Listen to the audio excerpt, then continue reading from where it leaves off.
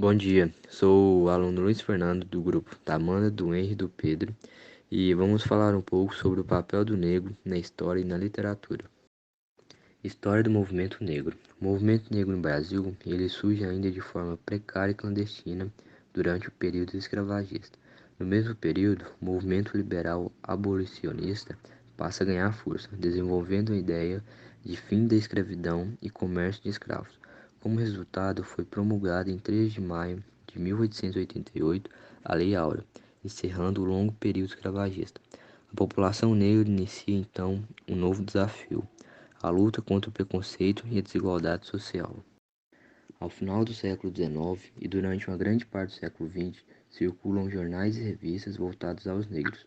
Os periódicos são fundados por associações dos mais diversos tipos, desde carnavalescas até literárias. As publicações começam com o intuito de discutir a vida da população negra em geral e promover assuntos interessantes da época. Porém, esses periódicos acabaram se tornando meios de denúncia de atos praticados contra os negros, das dificuldades desse grupo no período pós-escravagista, da desigualdade social entre negros e brancos e das restrições sofridas em decorrência do preconceito racial. O agrupamento de todas as publicações passou a ser conhecido como Empresa Negra Paulista. Dentro deste mesmo período, em 1961, é fundada a Frente Negra Brasileira. Esse movimento viria a se transformar em partido político extinto com os demais na criação do Estado Novo. Após o Estado Novo, esses grupos começam a se organizar, formando entidades importantes na história pelo direito dos negros, tendo como exemplo a União dos Homens de Cor e o Teatro Experimental do Negro. Já na década de 60, a caminhada dos grupos no Brasil ganha novas influências e referências, como o movimento dos direitos civis nos Estados Unidos e a luta africana contra a segregação racial e a libertação de colônias. A partir daí, o governo brasileiro passa a ter interesse em demonstrar efetivamente o cumprimento de resoluções determinadas internacionalmente pelos órgãos de direitos humanos. Desse momento em diante, são criados programas de cotas raciais, iniciativas estaduais e municipais e, em 2003, a Secretaria Especial de Políticas, iniciando assim as batalhas jurídicas contra o racismo no Brasil. Foi estabelecida a Lei 1390/51, conhecida como Lei Afonso Arinos, a qual proíbe qualquer tipo de discriminação racial no país. Meu nome é Pedro, falo sobre os negros na literatura.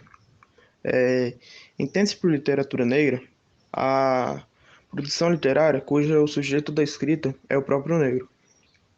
E a partir da subjetividade de negros e de suas vivências, de seu ponto de vista, que se tecem as narrativas e poemas. E é importante ressaltar que a literatura negra surgiu como uma expressão direta da subjetividade negra em países culturalmente dominados pelo poder branco, principalmente os que receberam as diásporas africanas, imigrações forçadas pelo regime do tráfico negreiro. E é o caso do Brasil, por exemplo. A presença de personagens negros é sempre mediada por esse distanciamento racial e, de modo geral, reproduz estereótipos, tipo, é a mulata, que é hipersexualizada, o malandro, o negro vitimizado, entre outros. E o caso dos personagens negros de Monteiro Lobato, por exemplo, retratados como serviçais sem família, que são a tia Anastácia e o tio Bento, e os personagens aptos à malandragem, como um fator natural, como o Saci Pererê, que é um jovem sem vínculos familiares que vive enganando as pessoas do sítio. Assim, é por meio da literatura negra que os personagens e autores negros e negras retomam sua integridade e sua totalidade enquanto seres humanos, rompendo o círculo vicioso do racismo institucionalizado. Meu nome é Henry e eu vou dar continuidade. O conceito de literatura negra consolidou-se em meados do século XX, com o surgimento e o fortalecimento dos movimentos negros. É importante ressaltar que há diversas tendências literárias dentro do conceito de literatura negra. As características mudam de acordo com o país e o contexto histórico em que o texto é produzido. Importante marco para a consolidação da literatura negra no Brasil foi o surgimento dos cadernos negros. Os cadernos surgiram principalmente em prol de um autorreconhecimento, conscientização política e luta para que a população negra tivesse acesso à educação e aos bens culturais. A primeira edição, formatada em tamanho bolso e custeada pelos 8 poetas que nela figuravam, recebeu um grande lançamento. Circulou em algumas poucas livrarias e também de mão em mão. Desde então, foi lançado um volume por ano da coletânea, cuja editoração é feita pelo Quilomboje, grupo de escritores comprometidos com a divulgação e circulação da produção literária negra no Brasil. Meu nome é Amanda e eu vou falar sobre importantes escritores negros que contribuíram na literatura.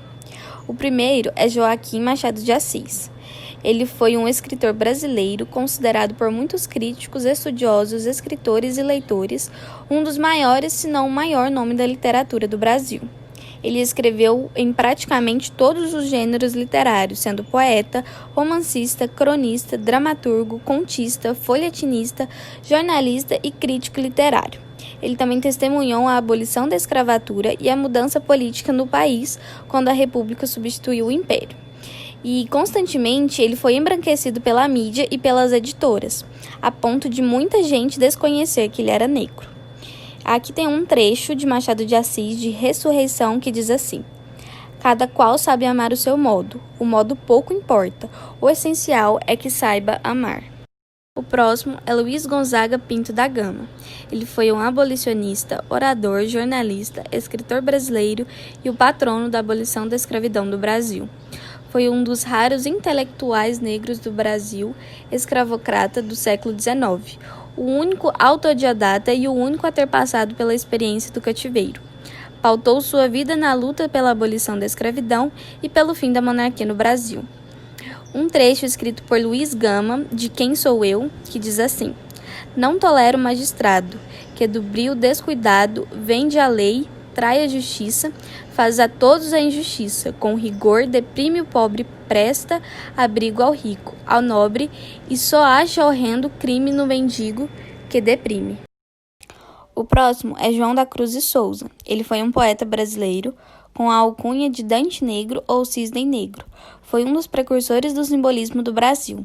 Cruz de Souza foi o único escritor eminente de pura raça negra na literatura brasileira, onde são numerosos os vestígios. Aqui um trecho escrito por Cruz de Souza de Acrobata da Dor, que diz: "Gargalhada ri, num riso de tormenta como um palhaço, que desengonçado, nervoso ri, num riso absurdo, inflado de uma ironia e de uma dor violenta." O próximo foi Afonso Henrique de Lima Barreto. Ele foi um jornalista e escritor brasileiro que publicou romance, sátiras, contos, crônicas e uma vasta obra em periódicos, principalmente em revistas populares ilustradas e periódicos anarquistas do início do século XX. Descendente de escravos, sentiu na pele a exclusão social devido à sua origem. Um trecho de Lima Barreto que diz: "Não é só a morte que iguala a gente. O crime, a doença e a loucura também acabam com as diferenças que a gente inventa." A próxima é Maria Firmina dos Reis. Ela entrou para a história da literatura brasileira por ser a primeira romancista do país. Ela começou a carreira como professora e levou anos para conseguir publicar seu primeiro e mais importante livro, Úrsula. Isso porque, além de ser mulher, Maria Firmina dos Reis era negra e a escravidão ainda imperava no país. Um trecho de Maria Firmina de "Ah, não posso", que diz assim: "Se uma frase se pudesse do meu jeito destacar, uma frase misteriosa com um gemido do mar, em noite erma e saudosa, de meigo e doce luar." O próximo é Martin Luther King. Ele foi um pastor batista e ativista, político estadunidense que se tornou a figura mais proeminente e líder do movimento dos direitos civis dos Estados Unidos, de 1955, até seu assassinato em 1968. King é amplamente conhecido pela luta dos direitos políticos através da não violência e desobediência civil. Em 14 de outubro de 1964, King ganhou o Prêmio Nobel da Paz por combater o racismo nos Estados Unidos através da resistência não violenta. Um trecho de Martin Luther King que diz: "Eu tenho um sonho, o sonho de ver meus filhos julgados por sua personalidade, não pela cor da sua pele." E por último, Nelson Mandela, que foi um advogado e líder sul-africano que lutou contra o regime racista e segregacionista do apartheid, presente na África do Sul entre 1948 e a década de 1990, e se tornou referência mundial na busca por uma sociedade democrática e igualitária. Mandela passou 27 anos preso e, após a queda do regime, foi eleito presidente. Uma frase de Nelson Mandela que diz: "Ninguém nasce odiando outra pessoa pela cor de sua pele, por sua origem ou ainda por sua religião. Para odiar, as pessoas precisam aprender. E se podem aprender a odiar, elas podem ser ensinadas a amar."